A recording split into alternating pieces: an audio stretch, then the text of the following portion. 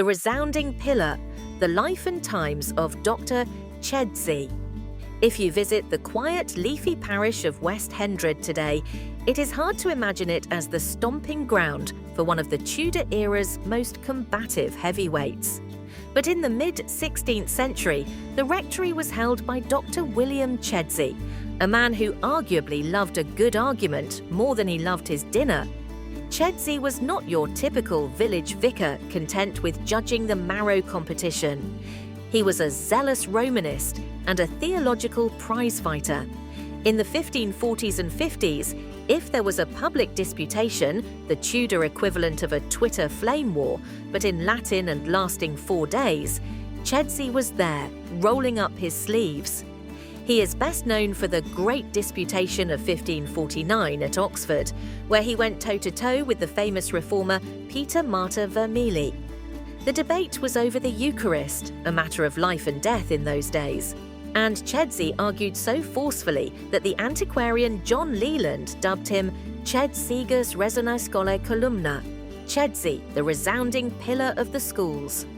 One can only imagine the volume of his sermons in the small church of Holy Trinity. The parishioners likely didn't need ear trumpets. His career, however, was a lesson in the dizziness of Tudor politics. Under the Protestant King Edward VI, Chedsey's resounding mouth got him into trouble. He was thrown into the Marshalsea prison for seditious preaching after he refused to get with the new programme. But hold on, the wheel of fortune turned.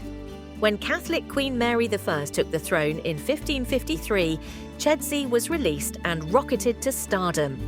He became president of Corpus Christi College, Oxford, which had just acquired the manor of West Hendred, and a canon of Windsor. He was back in his element, even serving as the arch-interrogator of Thomas Cranmer in 1554. Yet the ride wasn't over. When Elizabeth I ascended in 1558 and the country flipped back to Protestantism, Chedsey refused to flip with it.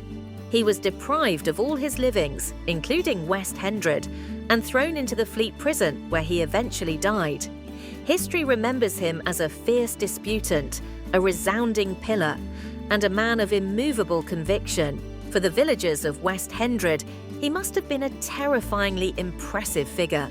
A parson who didn't just preach the word, but shouted it loud enough to be heard in the next county.